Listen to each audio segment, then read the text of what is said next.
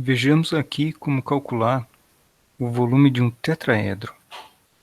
Como que a gente vai fazer isso? Vamos imaginar que o tetraedro é dado pelas arestas que são dadas pelos vetores u, v e w, tá? E também estas arestas aqui que estão unindo as extremidades dos vetores u, v e w. Então isso vai gerar 4 faces triangulares que vão fechar o volume do tetraedro.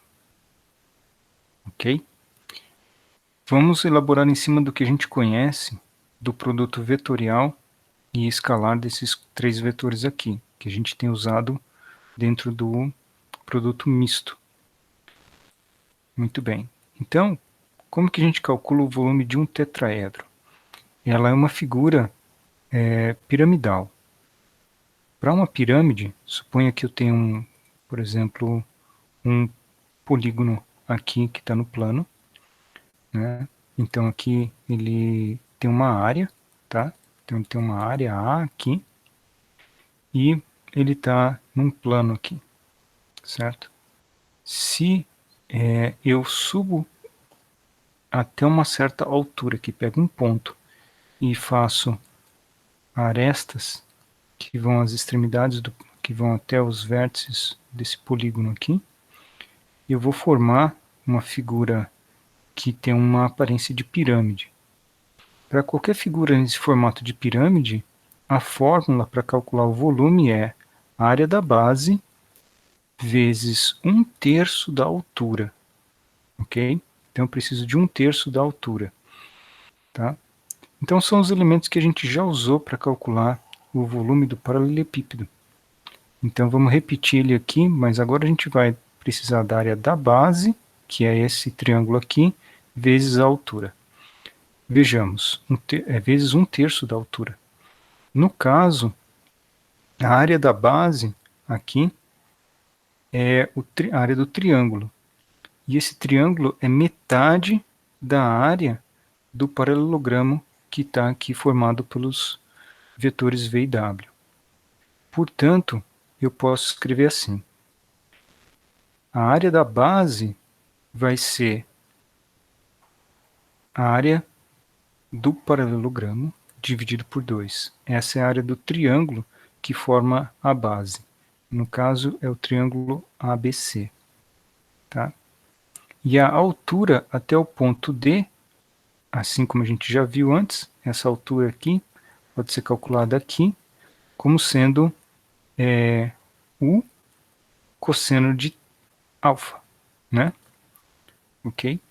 E a gente pega em módulo para que não tenha problema que o cosseno de alfa seja negativo, tá?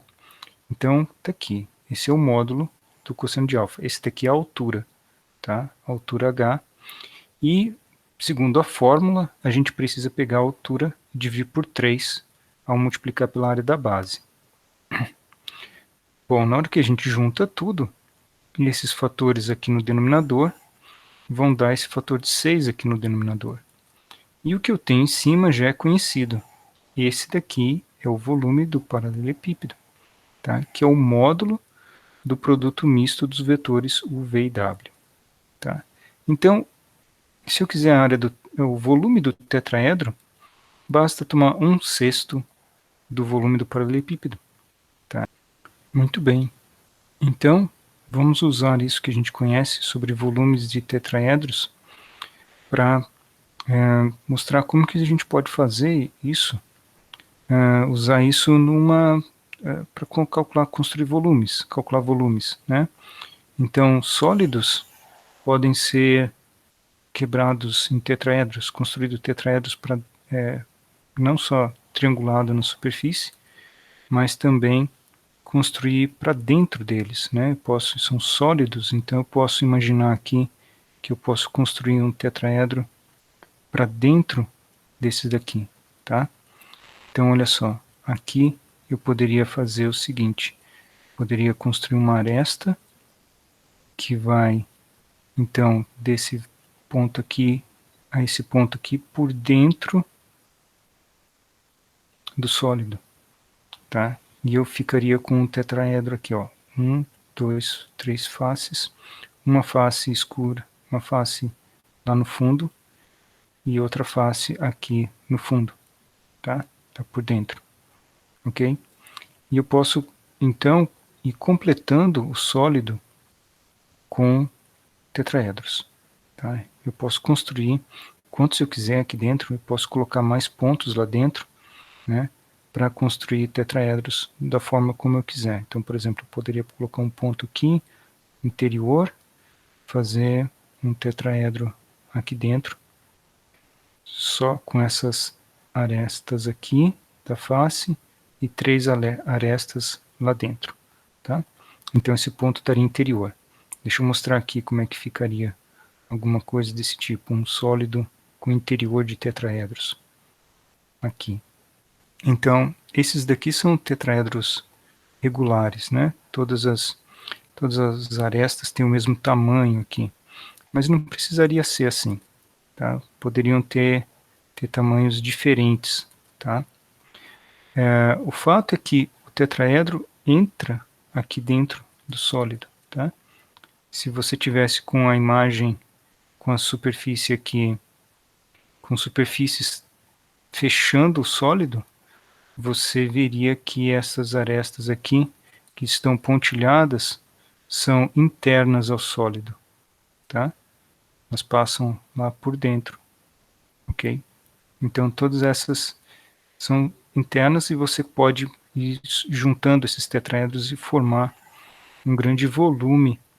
Eles são muito versáteis, porque você pode desenhar eles com qualquer proporção, eles não precisam ser regulares, você pode ter um que é bem longo, assim, faces bem longas, e ainda assim ter um tetraedro, tá? E calcular isso de forma exata, usando as fórmulas que a gente tem, tá?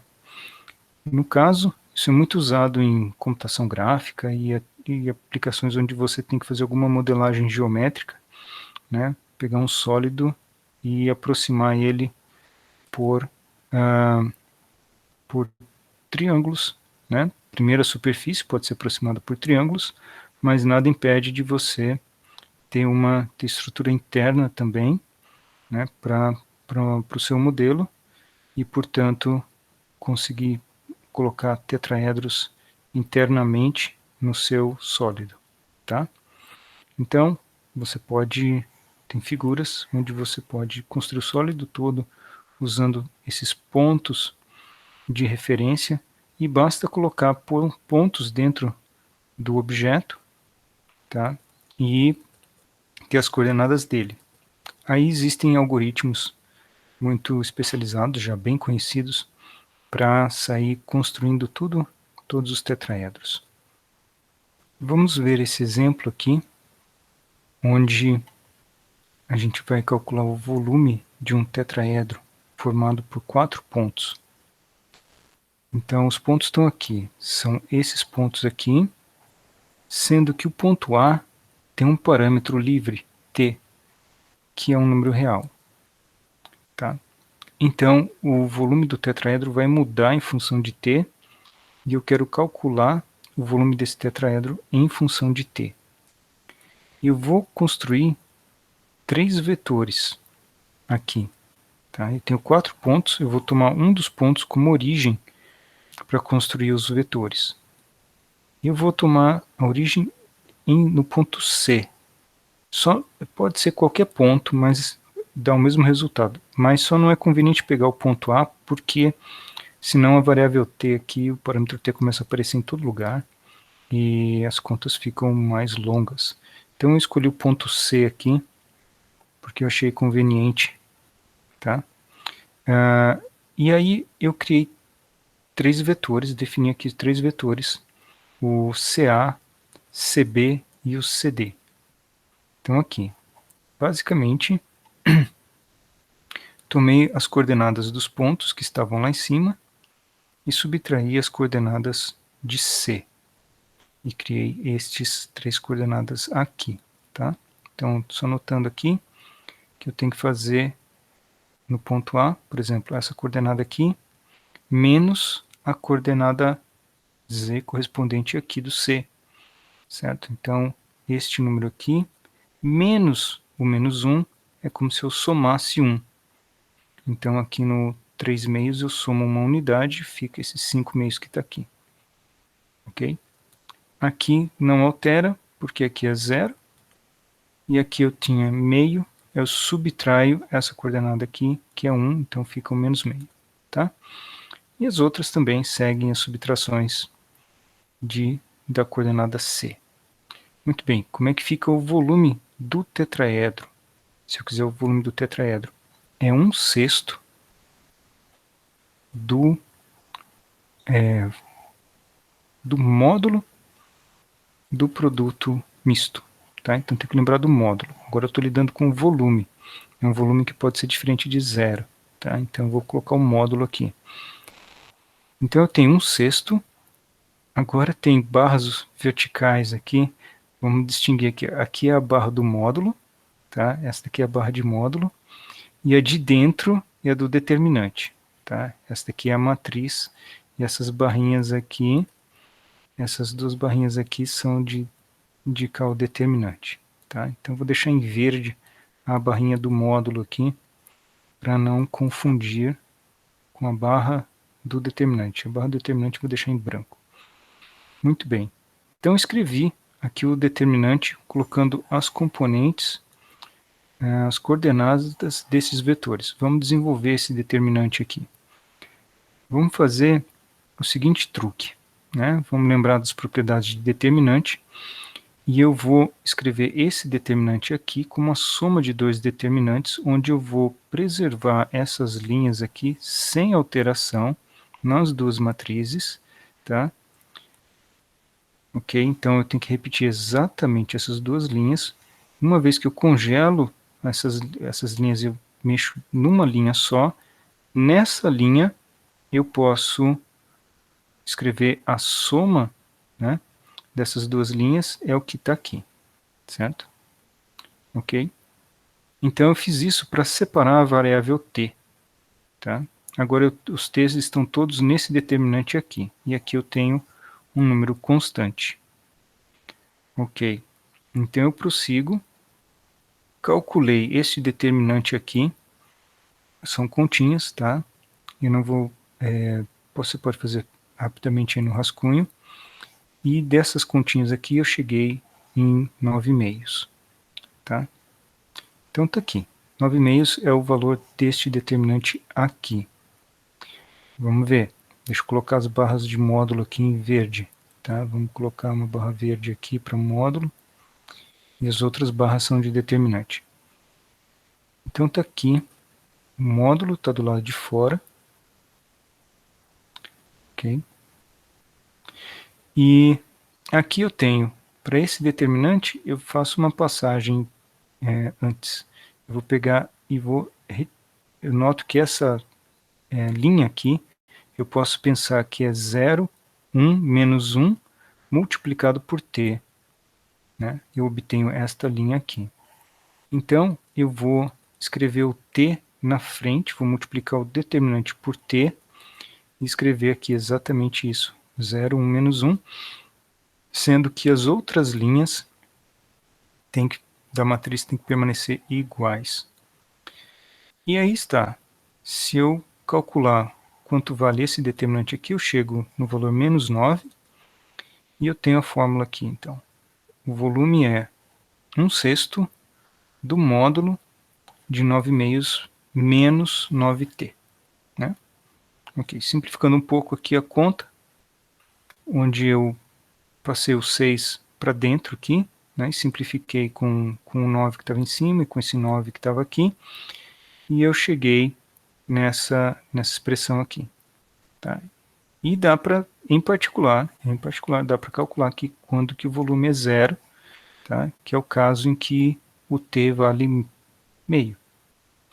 Tá? E o caso em que o volume é zero é o caso em que os 4 pontos estão no mesmo plano. Tá? Então o ponto A, de alguma forma, está passando, está exatamente, no caso, nesse valor de t igual a meio, esses 4 pontos estão no mesmo plano, e, portanto, o plano definido por esses 3 pontos aqui, o A está passando, está exatamente em cima do mesmo plano, né? Aí o volume deu zero. Muito bem, então com esse exemplo, a gente encerra a introdução ao produto misto. Deixa eu dar uma pausa aqui, e mais para frente, mais vídeos.